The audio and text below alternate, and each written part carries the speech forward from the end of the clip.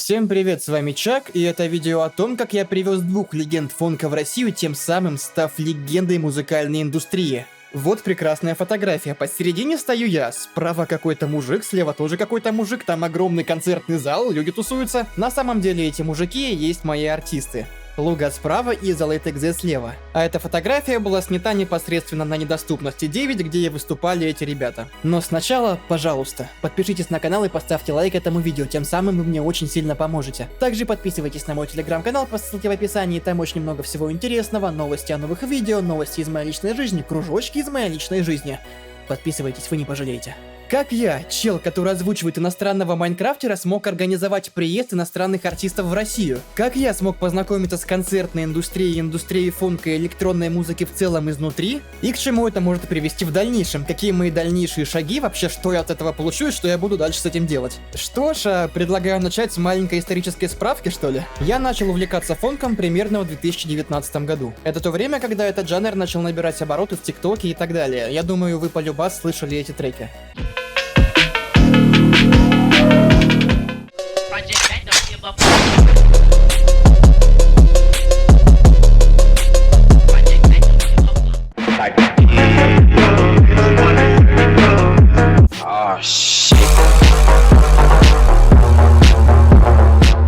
Но знаете, для меня это не была просто музыка для эдитов. Это была та музыка, которая мне реально нравилась. Я слушал фонк постоянно. Я начал находить других исполнителей, которые пишут фонк, таких как Ghostface Playa, Фармацист, Playa Фонк и так далее. Начал больше слушать их музыку, составил себе огромный плейлист из фонка, там где были разные исполнители. В общем-то, примерно так я начал погружаться в эту индустрию. Потом каким-то боком я нашел в интернете лейбл Аркадия, который делал онлайн-фестивали. Во времена карантина до этого у них был один оффлайн фестиваль, но я был слишком молод и не попал туда, да и не знал еще об этом. В один прекрасный день я узнал то, что у Аркадии будет оффлайн фестиваль под названием Аркадия 2, ну уже второй фестиваль, соответственно, и что там будут выступать самые лучшие представители электронной индустрии России и СНГ в целом. Там был Пленка, Диверст, Кьют, Море, кстати о нем чуть поподробнее попозже, Ван Харт, Сайбвест, Акиаура, Майлейн, Блэстмейн, Ланоун, I Will Die Here, Кинера, МС Орсон и другие. В принципе, всех этих имен было достаточно, чтобы я пошел на этот фестиваль. Я позвал своего друга Васька, некоторые из вас его знают, ну или потом узнаете,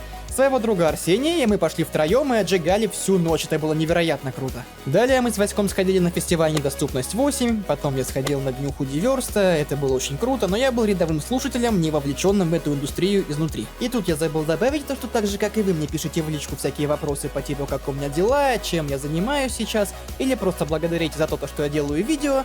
Я делал то же самое, только с другими фонк-артистами. Я писал им в личку в инстаграме, благодарил их за их музыку, присылал им свои рекапы с YouTube Music или SoundCloud, показывая как будто, что «Вова, ребят, я вас слушаю, да, прикольно у вас треки». Я в принципе подписался на всех исполнителей в инсте, ну на тех, которые меня интересовали, конечно. И тут я плавно подвожу к моему знакомству с Лугой. Изначально я думал, что он русский, ну потому что у него были фиты с такими исполнителями, как Фармацист, например, а он из России. По его никнейму мне так казалось, потому что он выбрал такое поэтичное название Луга в честь Лугов России, в честь Луга, но оказалось нет, он наполовину гавайец, то есть американец, и наполовину немец. А познакомились мы с ним тогда, когда он в инстаграме снял историю о том, что отправит каждому желающему открытку с Гавайских островов. Как вы понимаете, я был одним из тех желающих, поэтому сразу же я отправил ему свой адрес и... Он забыл это сделать. Как я понял, он просто не увидел мое сообщение, потому что ему написало реально много человек. При этом он отправил одну открытку из Америки в российскую военную часть его другу, и она туда дошла. Прикиньте, как в части офигели, что челу пришла открытка из Америки. Буквально через 2 дня он уже увидел мое сообщение, но было поздно. Он улетел из Гавайи обратно в Таиланд, он там проживает во время зимы. Он извинился за то, что не прочитал мое сообщение и предложил мне открытку из Таиланда, но я отказался. После этого я присылал ему свои рекапы с SoundCloud, в ответ он говорил большое спасибо транслитам по-русски, говорил то, что как-нибудь хочет приехать в Россию, потому что он еще не был в ней. А я ему отвечал то, что в этом он может положиться на меня, если вдруг он захочет, то я ему все организую. Это был декабрь 24 года. Я продолжал с ним иногда переписываться, потому что мне просто это было весело и интересно, и вот время подошло к маю 25 года. Тогда в группе Недоступности написали о том, что в сентябре будет новый фестиваль Недоступность 9 и анонсировали первого артиста, который будет там выступать, и это был Пленка. Скажу заранее, что скорее всего я бы пошел на этот фестиваль, чтобы насладиться еще раз этой классной музыкой со своими друзьями, с Васьком и Арсением. И тут я начал складывать 2 плюс 2. У меня есть знакомый иностранный артист, с кем мы знакомы, правда, в инстаграме по переписке, но ничего страшного, и фестиваль в России, который будет в сентябре, куда я так или иначе пойду, и тут я подумал... А что, если я спрошу напрямую у Луги, хочет ли он приехать и выступить на этом фестивале, и в случае положительного ответа я потом спрошу у организатора недоступности, хотят ли они, чтобы приехал Луга и выступил на их фестивале. И в случае удачи это обеспечивало бы мне и моим корешам бесплатный проход на фестиваль, так еще и в гримерку к артистам, так еще и бесплатные напитки в самой гримерке с артистами. А самое главное, я не терял буквально ничего, то есть я просто попытался, как бы попытка не пытка, я бы не потерял абсолютно ничего. Но в худшем случае мне бы просто организатор ответил то, что нет, прости, нам эти ребята не нужны, ну и все как бы. Что ж, в группе недоступности я нашел контакт организатора, кем оказался уже упомянутый артист Море. И после того, как я получил подтверждение Луги, что он бы с радостью приехал в Россию и выступил на этом фестивале, я написал организатору. И каково же было мое удивление, когда Море сказал да, почему бы и нет. Он запросил у меня все условия, которые хотят ребята, но ребята хотели только, чтобы им оплатили билет на самолет до Москвы и обратно, и все. Первый этап переговоров прошел супер успешно, судьба мне благоволила. По сути, на этом моменте я вписал Лугу в официальный лайнап этого фестиваля. Напоминаю, я был знаком только с Лугой и то косвенно через переписку в Инстаграме, а что произошло дальше просто взорвало мне мозг. Понимаете, Луга не самый известный артист в индустрии, тем не менее, я слушал парочку его треков, может быть штуки 4 или 5, они мне нравились, ну и все как бы. И в один из дней мне Луга такой пишет, типа, здорово, давай со мной будет выступать мой друг из LateXZ из Германии, у нас с ним будет совместный сет. И я такой, типа, чего? Из LateXZ? Это чувак, которого я слушал намного больше, чем Лугу. Я думаю, вы все знаете его хит Crystals.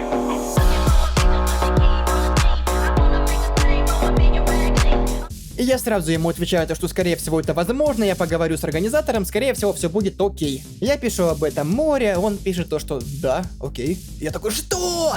Опять все идет просто по моему плану, я был в шоке. Потом Луга предложил взять с собой еще своего другана из Греции с ЛВГ, и организатор тоже на это согласился, я уже офигел в третий раз от этого. Все трое подписались на меня в Инстаграме, это добавило мне кое-какой вес и потешило мое самолюбие. Потом еще из ЛВГ подтянул свою подругу из России Малину Скар, которая дала просто офигительное шоу, мы с ней тоже подружились, кстати. Итого на получасовой сет у нас было целых 4 артиста. Это был примерно июнь месяц, до фестиваля оставалось примерно 3 месяца и дело было за малым. Нужно было только купить им билет на самолет и забронировать в Москве отель на всех троих. И вот с этого момента я стал настоящим менеджером иностранных артистов в России. Всем этим занимался я, и представьте, организатор, поверив мне на слово, присылает деньги, чтобы я купил билет на самолет артистам и чтобы я забронировал им отель. Организатор, коим является артист Море, если вы вдруг забыли, поверил мне. И я это доверие оправдал. В общем-то, все прошло гладко, я помог ребятам оформить электронную визу в Россию, организатор, кстати, оплатил электронную визу тоже, и теперь самым главным было то, чтобы ребята прилетели в Россию. Тут, конечно, они мне нервишки потрепали. А дело было в том, что примерно за 2 недели до начала фестиваля произошли всякие неприятные события на границе с Польшей, и ребята просто-напросто боялись за свою безопасность. И в совокупности с тем, что западные СМИ немножко приукрашивали ситуацию, они серьезно задумывались об отмене поездки. А если что, билеты, которые я покупал им на самолет, были невозвратными, то есть я всерьез опасался того, что организатор будет требовать деньги с меня обратно. Спойлер, конечно же, этих денег у меня уже не было, ведь я купил им билеты, и это было бы серьезной проблемой для меня. Но, как оказалось позже, организатор все понимал тоже, и поэтому он не стал бы с меня ничего спрашивать.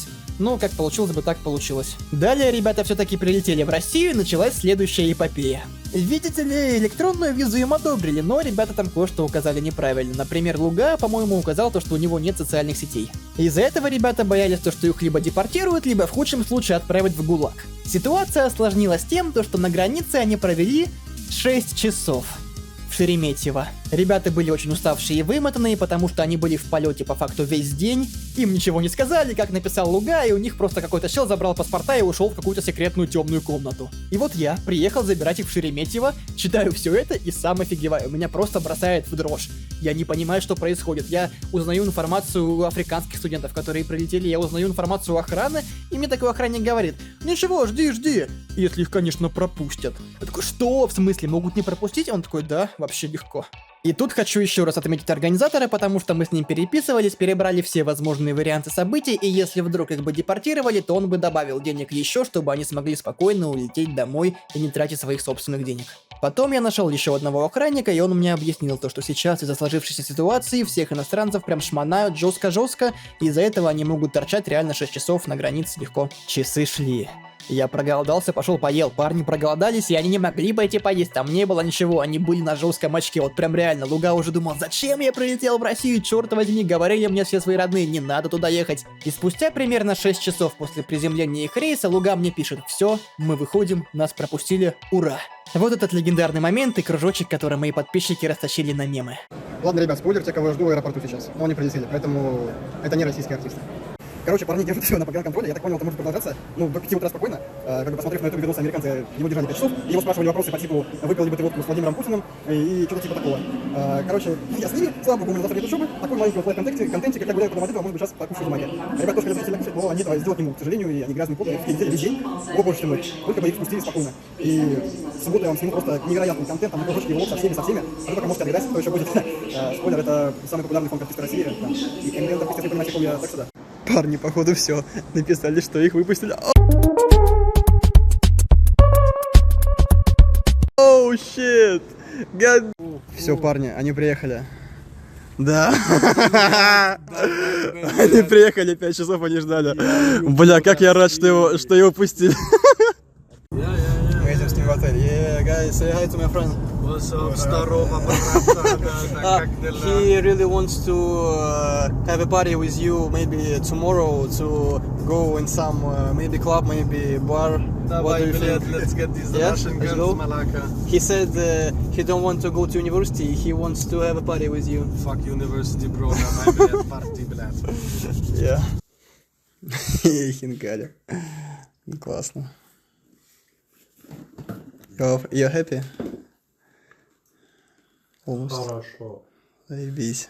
Так, я. Короче, мы с парнями здесь собрались в центре Москвы, гуляем, показываем им всякие достопримечательности, большой театр тут. Короче, весело с ними проводим время. Пришли с парнями в бар в Пестике. Луга отошел, мы с парнями сейчас будем пить, и Злайт не пьет.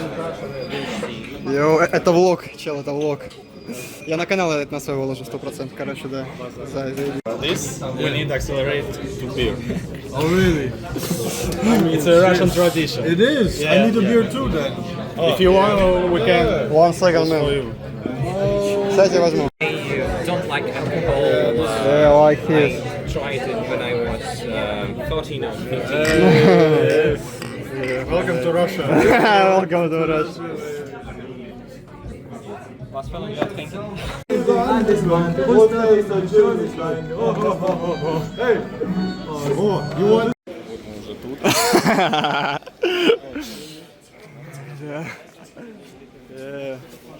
Let's go. Просто представьте, я 6 часов сижу в Шереметьево, а мои любимые исполнители сидят буквально в паре метров от меня на погранконтроле, думая, что вот-вот их заберут в ГУЛАГ. Слава богу, все обошлось, я их встретил, мы заказали такси до отеля, поехали вместе, потом покушали неплохих таких грузинских хинкалей. Примерно в 7 утра я вернулся домой и лег спать. Это был успех. И, кстати, ребята стерели у СЛВГ в Греции магнитик и подарили его мне, это было очень круто. Далее, примерно 4 дня до фестиваля, ребята просто гуляли по Москве, посещали всякие достопримечательности, потом мы с ними тоже погуляли. Нашей тусовкой там я был, Вася, любимый мой друган, Арсений, Ваня с нами еще был. Короче, очень классно мы потусили, погуляли, поболтали. Это очень интересно, в принципе, поболтать с иностранцами. Кстати, вы можете задаться вопросом, как же они, иностранцы, покупали что-нибудь у нас в России, потому что же карты не работают. Я просто дал им свои карты, да. Мы очень просто решили этот вопрос, они мне дали евро, я им дал карты и все, они могли делать, что хотят. Теперь давайте перейдем непосредственно к фестивалю. И здесь я хочу вставить маленький отрывок из крутейшего эдита, который сделал мой друг Матвей, который был оператором на этом фестивале вместе с нами, и который помогал монтировать еще и Грим Джо, который вообще-то был артистом на этом фестивале.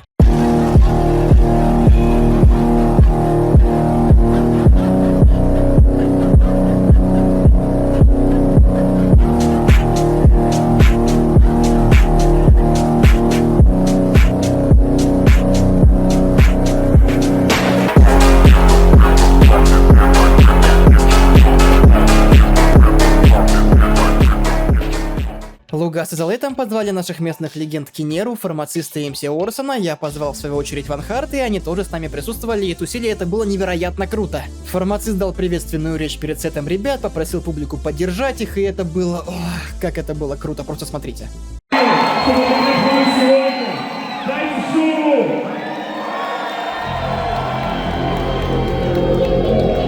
Все, давайте я просто немножко помолчу, а вы посмотрите все эти крутые видосы, которые я успел заснять в тот день.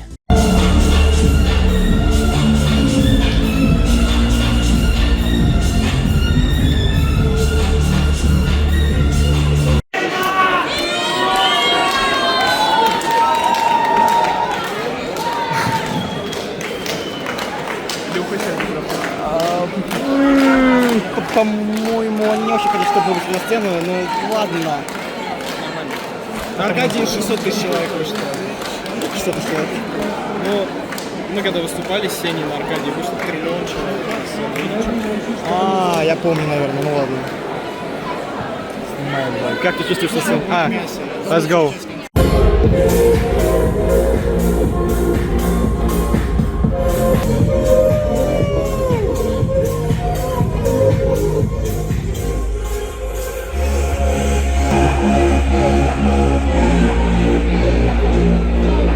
Пусть он сделает огонь, блядь!